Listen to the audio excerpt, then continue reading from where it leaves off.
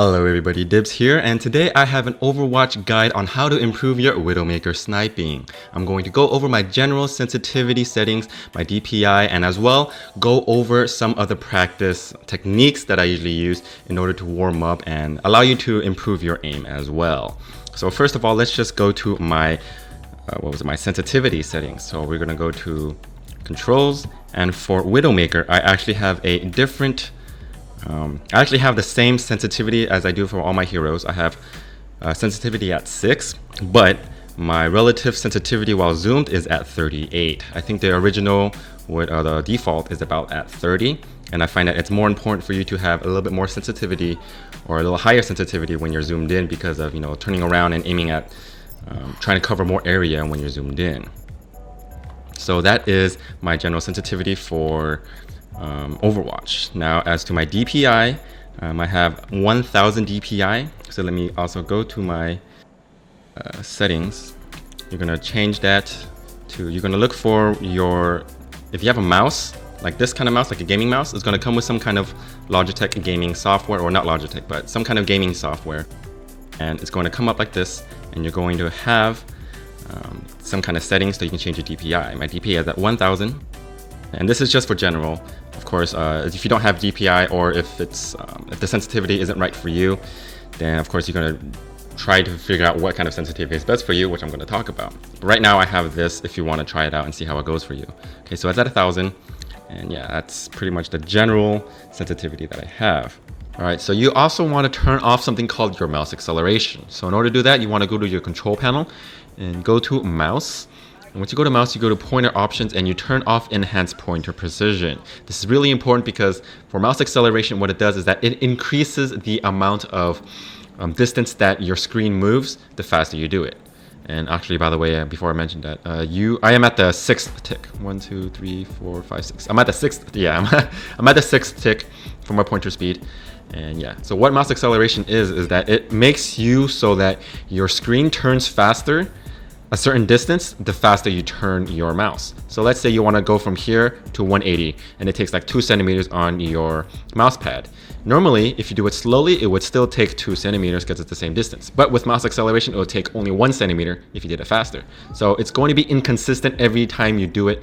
And basically what I'm saying is your aim will be affected based on how fast you swipe your mouse, which is very inaccurate and inconsistent the entire time. So you'll always want to have it off. It's right here. You want to turn it off right here. Enhanced pointer precision. Turn it off. You don't want it. For any FPS, it's really bad for you. So that's it. Alright, so let's just go over the general rule that I usually follow whenever I go, when I play a sniper in a game. So whenever I go sniper in a game, I like to aim at a specific target, and one flick of the wrist of my right hand all the way to the right without moving my arm actually. So your arm is stationary, and one flick maximum would be about 45 degrees to the right. So this is about 45 degrees right here in between this target and being horizontal like this, right? So you want to end up around here somewhere whenever you are sniping in your scope. Of course, it's going to be different. One flick of the wrist like this is pretty much 180. But when you're scoped in, one flick of the wrist would be about 45 degrees. You don't want to have too high of a sensitivity because it's going to be really hard for you to be accurate with it. So one flick of the wrist would be about 45 degrees right here. So from here, you would be at the caution sign. 45 degrees, and just continuously do that. And then once you do that, that should be a pretty good sensitivity for you, I would say. But honestly, it's really whatever you're comfortable with, but that is what I am comfortable with. If that's what you want to try out, see how it goes for you. Also for your mouse sensitivity, you want to be able to swipe towards all the way to the right, and also to your left like this. So this will involve you moving your arm slightly, so that in case anybody tries to flank you from your left side and your right side, you can actually take them out without any problem. Because what happens if you don't have enough sensitivity, right? You're gonna have to swipe twice, and that's not gonna be good.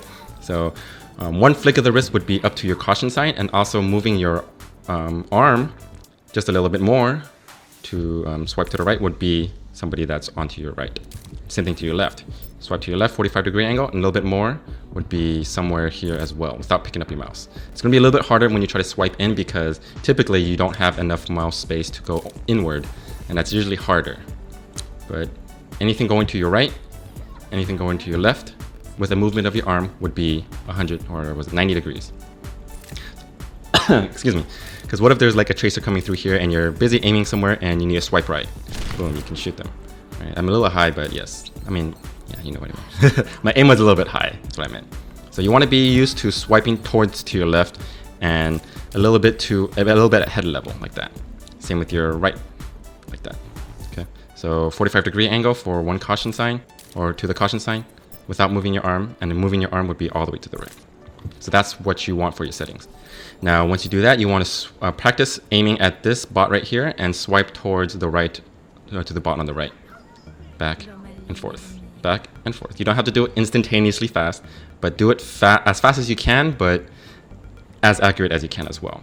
You don't have to be instantaneous, of course, because not everybody has the fast or the most accurate reactions. As long as you're somewhere in the area, back and forth, then you are pretty used to your sensitivity.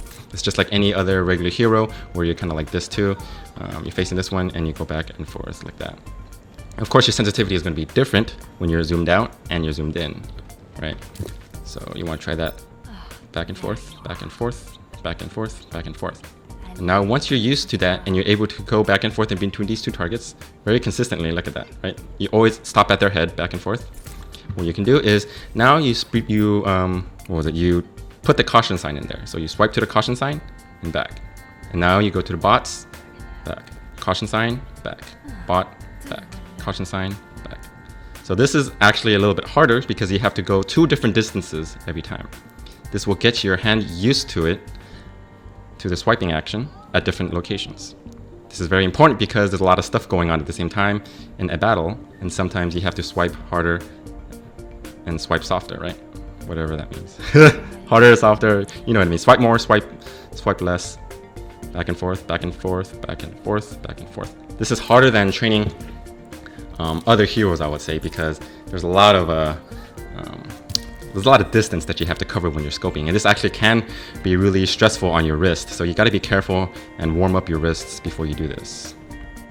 So just go back and forth, caution sign, head, caution sign, head, caution sign, head, caution sign.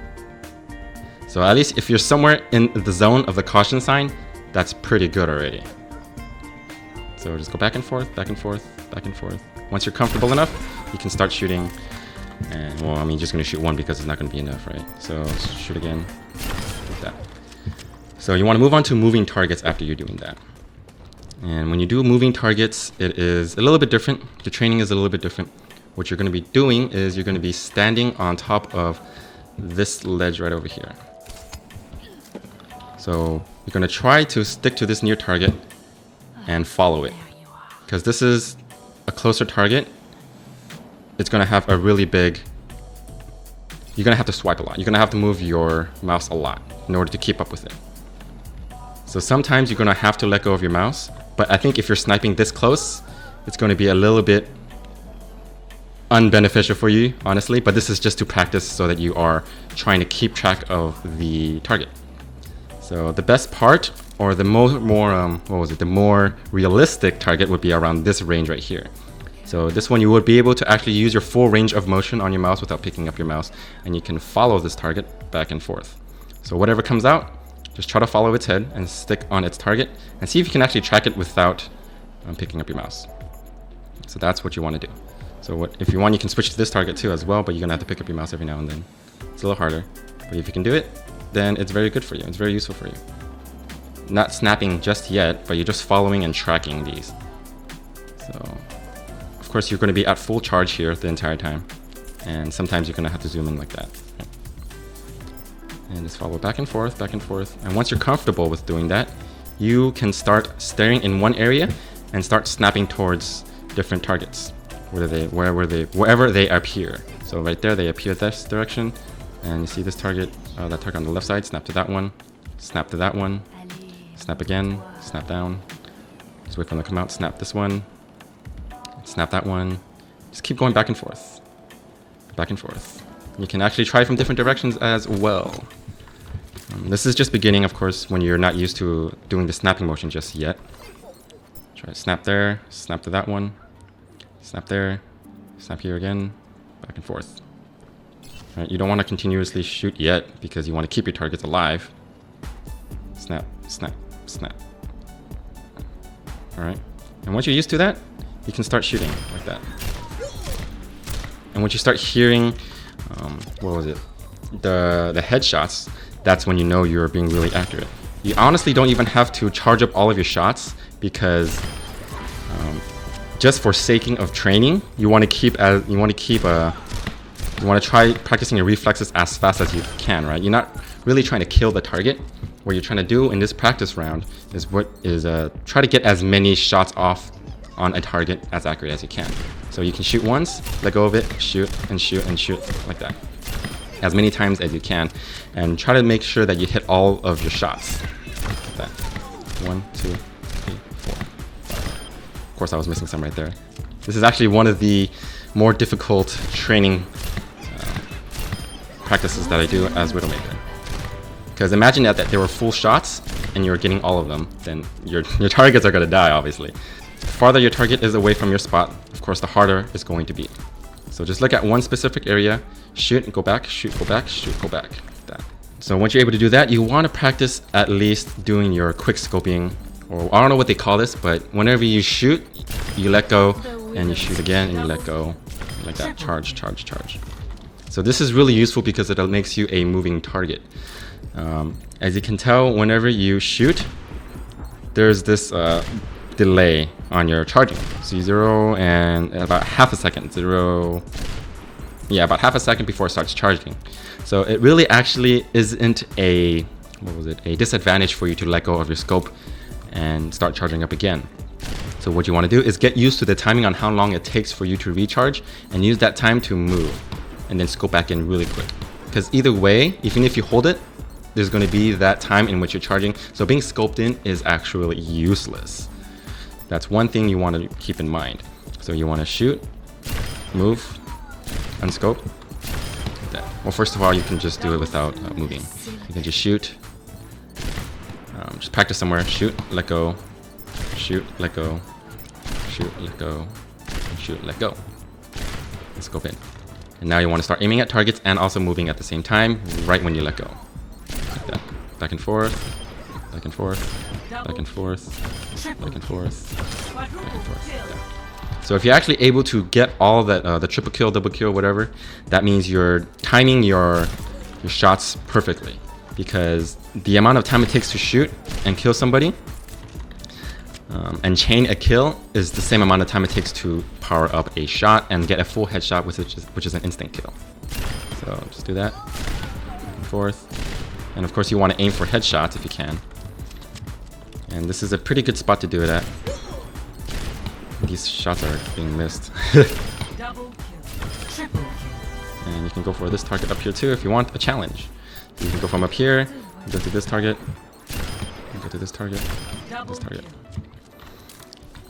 And I feel like this is what I normally do whenever I want to practice Widowmaker. Do this, and just snap as many targets as you can. Scope in and out, back and forth, back and forth. Get that one up there. Should kill this one. And it's really good because a lot of these targets, there's a lot of targets to pick from, and you can choose whichever one you want.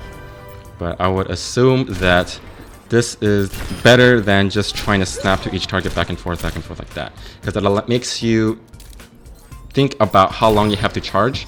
And that's the most important part of Widowmaker, knowing how long it takes to charge. Because you want to be able to shoot right when it hits 100% boom like that. You want to time it without wasting any time just looking at it without shooting. Because if you do that, you're wasting time or you're wasting DPS or damage, and you want to, as a sniper, you want to push out as much DPS as you can and kill the target instantly. So back and forth, back and forth, back and forth.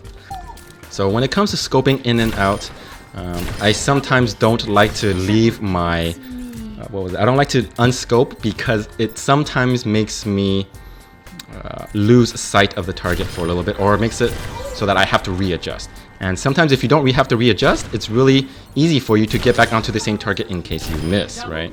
So it really depends on if the target is shooting you, whether or not you want to be scoping or unscoping. But of course, other targets can be shooting you as well. But when I feel that I am completely safe, I don't like to scope in and out, back and forth, if you know what I mean. I like to just stay scoped in and then just try to get as many accurate shots as I can, because I feel like I'm more accurate this way. But let's say this target's shooting at me, then of course I will start going back and forth. So whenever a target is shooting at me, that's when I feel like doing this scoping in and out is very useful. So yeah. So that is when you are stationary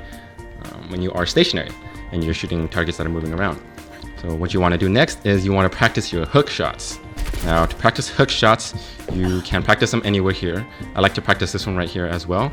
What you do is you can hook up and you can snipe this target right here, which is very useful, but that target is already dead. But that's useful because, first of all, let me go over hook shotting, because in case you don't know how to do hook shots, you push space at the very end of your hook. So if you don't do anything, you end up like that. So if you push space at the very end, what it does is that it releases the hook before you reach the top, and it just sends you in the same direction that you are moving. You can do it at a different angle. You can do it from a really high angle right here. Oh crap, messed up. But yes, you can do it from a very high angle. It depends on how you are looking at that specific edge. It could be from here, which is a really high one, and you're gonna end up really high in the air, or you can do it from here and you're not gonna go that as high. So you wanna do it from here, push space, and you let go and you aim at this target. All right. So that's going to help you practice your hook shots. You can practice your hook shots looking that direction, or you can make your hook shots towards the right, because there's targets there too. So look towards your right and you see, look for a target, shoot one, and you shoot another, if you can. So yes, you can do that from here. Do it from here, look for a target, and try to get a headshot. And just keep doing that back and forth, back and forth, back and forth. But there is another one that you can do for a 180 hook shot. It's right here. Because right here, most of the time when you use your hook shot to run away, you can just go like this and run away. You can use it and turn around and kill the target that is chasing you. Okay. I gotta get out of here. I gotta get out of here. No. So what I like to do, I like to hook up here, do a 180, and try to snipe one of these. So yeah, what you want to do is you want to stand in the center right here, and you want to hook shot right here on this ledge. And what you're gonna do, once you get to the top, you're gonna spin around, and you're going to try to shoot these targets down. So it's going to look like this. Shoot. One, twice, like that. Okay, if you can get both of them down, that means your timing for your charging is perfect. Because, as you can see, it's a very short amount of time that you have in the air to be able to charge up twice and get a double headshot. So, first of all, you want to get that down. One, like that. And that was off a little bit. So, the thing is, you want to be able to try that, practice that over and over and over again. And the thing is, once you get to the very top, that's when you want to start turning around and doing the 180. So right here, space 180, like that. So that's why it's really important for you to be able to do a 180 very easily, like that. Oops, 180, and then 180. So once you get to the top, push space, do a 180, once, twice. And if you actually land on the top, that's fine too. But most important thing is doing that 180 by doing the hook shot. So this is a very good place for you to practice your hook shots over and over again. And you can actually get both of them and start doing it against computers. So once you start doing it against computers or bots, you go to play, you go to, custom game. And when you go to custom game, I like to practice this on this map. What was the map? You go none here, and you go, I would say, Numbani. Excuse me. Go to Numbani, and after Numbani, you go to skirmish. Go to health modifier all the way 300%, damage modifier 25%, healing all the way so everybody gets healed. Ultimate charge, it doesn't really matter. Ultimate charge, respawn time 25%, cooldown 0. So what this does is that this allows you to hookshot as many times as you want. And this allows everybody to have full life and very little damage, so you can hookshot as many times as you want against all of these computers. And I think that's everything else that you need. Make sure team balancing is off so you have everybody on the opposite team. And just go on Numbani, save, add a computer, sorry, wrong person. Add easy, max count, team 2? Yeah, team 2. And that should be it. You don't want a roadhog. Doesn't matter, you don't have to have that many people. Just have somebody that doesn't allow you to CC you or crowd control you. So once you get in, you should choose Widowmaker, of course. Oh, I guess it doesn't work for the other team. I thought it would be able to work for the other team. Anyway, you can move to different places too. You can move over here, try to get a bigger surface area, or not surface area, bigger area, so then you can do your 180s, right? Go like this, switch around, do a one up, go here, push space, do a 180, and try to get the target. Boom, double headshot. That's what you want to do. And you can hook from here, and this allows you to experiment, honestly. It allows you to experiment to where you can hook from while you practice your aiming at the same time. So just do that. You can hook from over here, get that bastion, from over here, look for a target, hook shot from above. And this is really, it's entertaining, I would say, at the same time, but it helps you practice. This is really, really good practice, I would say. It's really fun, actually. I still consider, I do this a lot. It's just for the hell of it. Go back and forth, back and forth. So you don't only have to use this for hook shots, you can use this just for practicing in general as well with your quick scoping. So you can scope, not quick scoping, but in the, you know, the shooting and then letting go of your scope. Like that. Shoot, let go, charge, shoot, let go, charge, shoot, let go. Like that. He's using his ultimate. So yeah, this is very good for you to continuously move back and forth while letting go of your scope at the same time, because it puts you under a lot of pressure while you are being shot at the same time. It gives you some pressure rather than just shooting single sitting targets or targets that aren't shooting at you in the training area, right? It's a little bit more realistic at least, but of course these guys will probably will die in one shot if you hit them in the head, well, at least most of these. And yeah, that's what you want to do. Just practice while moving, unscope, quick scope, unscope, back and forth, back and forth. So yeah, that's what you want to do. You want to do that and also mix in some hook shots too, just for the hell of it.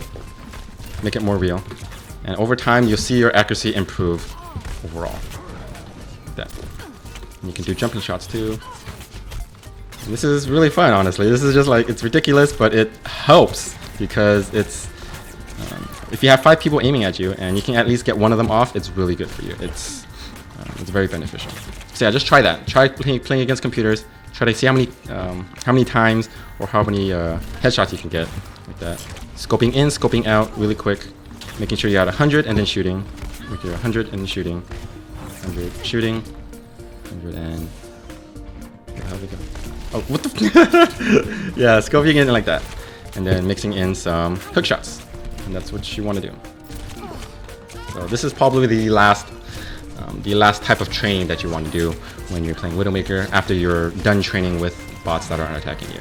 So yeah, I'm gonna try to exit out here. So this is what my training would normally look like because it's less chaotic and I don't really want to stress too much on trying to do all those flick shots because it tires me out a little bit. So when I normally practice, what I do is I stay here and I look at this flick shot like that. Try to flick that. 1, 2, and see how many of these I can get off. Like that.